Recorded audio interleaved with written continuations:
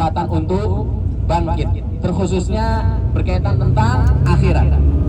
Apalagi yang kaitan tentang dunia, maka itu lebih bisa diwajarkan lagi. Oleh karena itu, apapun yang kita alami, jangan pernah merasa bahwasanya kita sendiri. Ingatlah pada firman Allah Subhanahu wa taala di saat Abu Bakar radhiyallahu taala anhu hijrah bersama Nabi sallallahu alaihi wasallam. Mereka berdua bersembunyi di Gua Tur, bersembunyi dari kejaran orang-orang kafir Quraisy.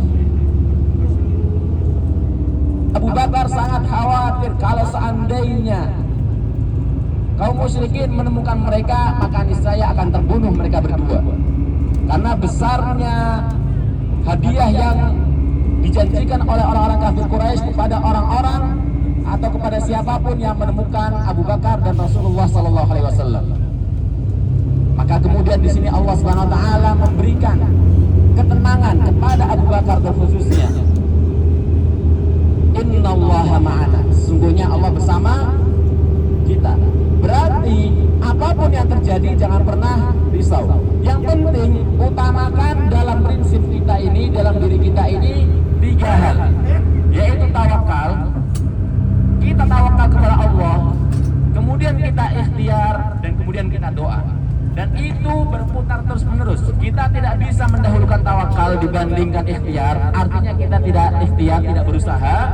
Dan juga kita tidak mungkin berusaha namun tidak doa dan tidak tawakal. Apa dampaknya?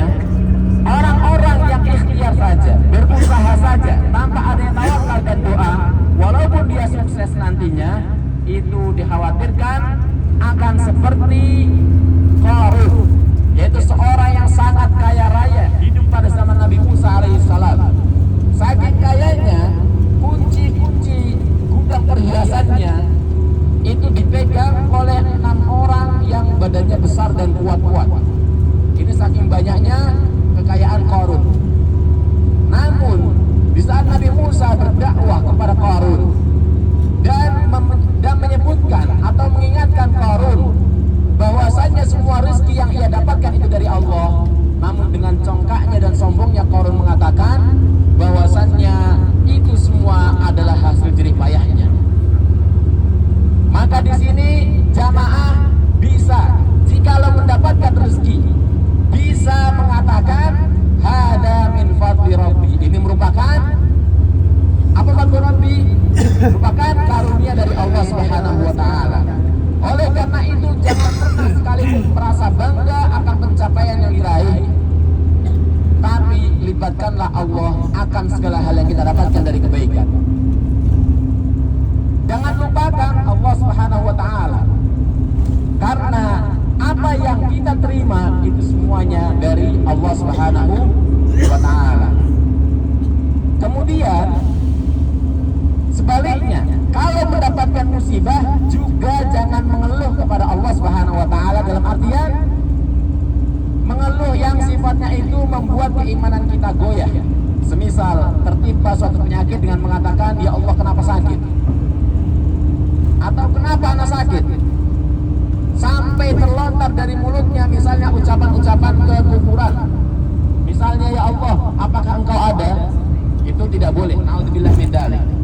Kita mungkin ketika dalam kondisi sehat, dalam kondisi yang baik, mungkin kita bisa mengingat Allah. Tapi kadangkala di saat kondisi sulit, itu hati kita semakin membuncah, memberontak. Kita mempertanyakan kekuasaan Allah. Betul tidak jamaah?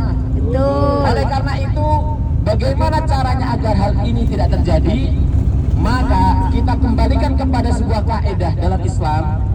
Jikalau kita ingin sesuatu, atau ini kaidahnya secara umum, ini Anda dapatkan dari kakak kelas, dia mengatakan segala sesuatu itu dimulai dengan paksaan. Betul tidak? Betul. Betul tidak? Betul. Ada orang yang tanda kutip, misalnya saya nih, saya obesitas, beratnya lebih daripada ideal, ingin badan ideal atau berbentuk misalnya atau sehat, maka harus dipaksa. Dengan cara apa? Memaksakan diri untuk olahraga. Lama-lama nanti akan menjadi kebiasaan. Kalau sudah olahraga akan menjadi kebiasaan. Pertama capek, pegel, kedua pegel, ketiga nanti akan terbiasa. Dan itulah tubuh manusia. Setelah terbiasa nanti lama-lama akan menjadi suka. Dan setelah suka nanti lama-lama akan menjadi cinta. Setelah cinta, kalau kehilangan sekali aja akan merasa kehilangan, betul enggak? Ini terkhususnya buat yang udah pada nikah, betul enggak? Betul.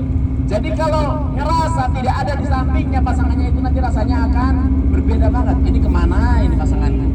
Betul enggak? Betul. Oleh karena itu kita membiasakan di waktu luang memaksakan diri walaupun berat. Jamaah harus ingat dengan sabda Nabi SAW tentang betapa beratnya kita dalam ibadah. Huffatin nar bisyahawat.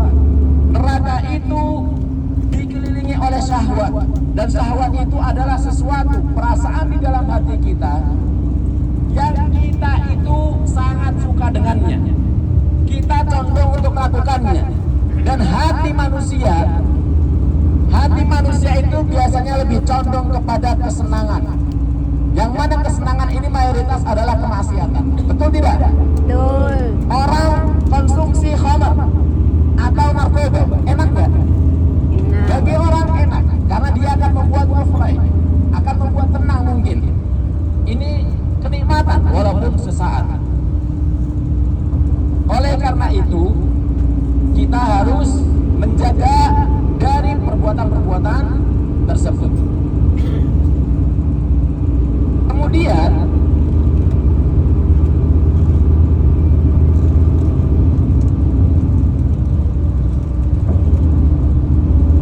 sabda Nabi SAW yang berikutnya menyambungkan dari hadis yang berikutnya tadi, wa huffatil jannatu bil makari au kama qala.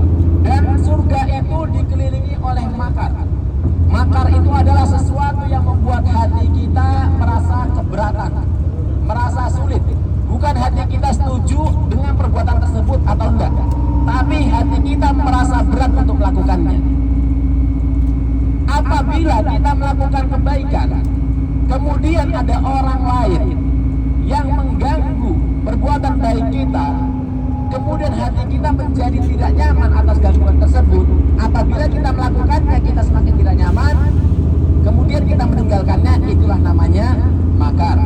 Berbeda dengan sabda Nabi SAW, tanda-tanda atau ciri-ciri kebaikan adalah apa yang membuatmu tenang dan membuat hatimu tenang. Sedangkan ciri-ciri keburukan adalah apa yang membuat hatimu tidak tenang dan apa yang membuat orang lain juga tidak tenang. Artinya ini tidak ada kontradiksi pada dua hadis, huffatil jannatu bil makari wa huffatin nar bis syahawat, dan hadis yang tadi. Namun di sini ada kesambungan. Apa korelasinya? Bahwa pada hadis yang pertama, huffatil jannatu bil makar, surga itu dikelilingi oleh makar, sesuatu yang membuat kita dibenci mungkin.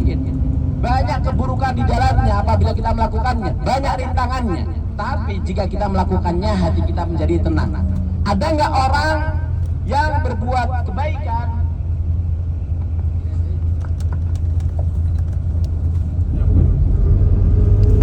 banyak orang yang melakukan kebaikan, namun banyak orang yang tidak suka dengan kebaikan tersebut. Sebuah kaidah, dimanapun kita berada, apapun yang kita lakukan dari perbuatan kebaikan, pasti tidak mungkin enggak ada orang yang nggak suka. Betul enggak? Betul. Oleh karena itu namanya makar. Tapi ketika kita melakukannya, hati kita tenang. Berbeda dengan keburukan. Banyak orang yang mengajak kepada keburukan, namun hati kita tidak tenang. Oleh karena itu hendaknya kita selalu memperhatikan hal tersebut. Melanjutkan dari kisah, Nabi SAW pun bersama sahabatnya. Tasir Rais.